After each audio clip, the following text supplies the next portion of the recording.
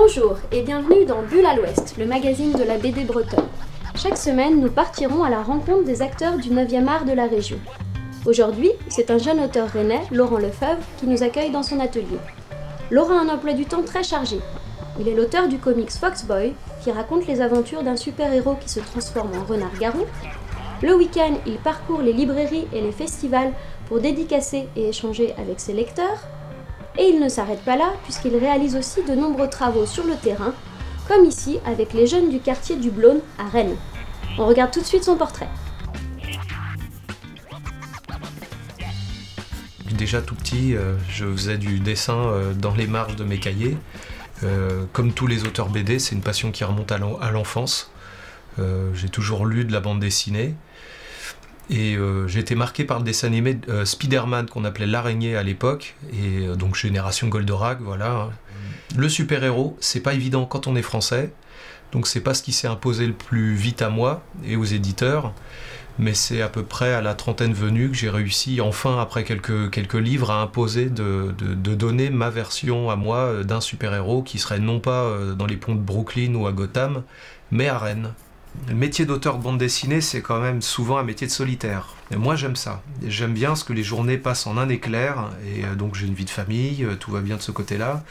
Mais il y a tellement de monde là-haut dans ma tête, je vis avec mes personnages en permanence, avec la radio, mon chat et ma cafetière, et que c'est même la condition avec laquelle je peux me brancher, me connecter avec Paul, Foxboy et Anaïs, tous ces personnages qui vivent dans une dimension parallèle et dont moi je me fais l'interprète à travers ces planches de bande dessinée.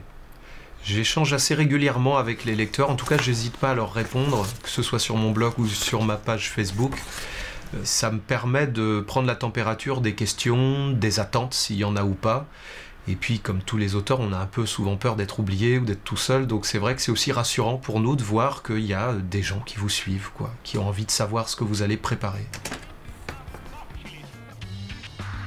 J'ai rencontré Laurent du coup le jour de la sortie de Foxboy, et donc c'était ici à Tibulle. Juste là, il faisait une dédicace et donc j'ai acheté la BD le matin ou la veille, je ne sais plus. Je l'ai lu rapidement parce que je voulais pouvoir échanger avec lui et pas juste acheter la BD, faire une dédicace et puis que j'aille la lire chez moi. Je voulais vraiment échanger avec l'auteur en fait. Et quelque chose qui m'a interpellé, c'est le côté un peu engagé, social et actuel en fait du personnage et donc du héros Paul Salcedo, qui au début du livre est assez radicalisé en fait. Il a notamment un poster des jeunesses françaises dans sa chambre.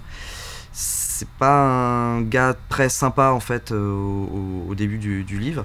C'est quelque chose que j'avais pas l'habitude de lire dans mes lectures de comics vraiment américains qui axent plus leur développement sur des batailles épiques, mais aussi sur les sentiments entre les personnages et pas du tout sur le côté politique et social, quoi.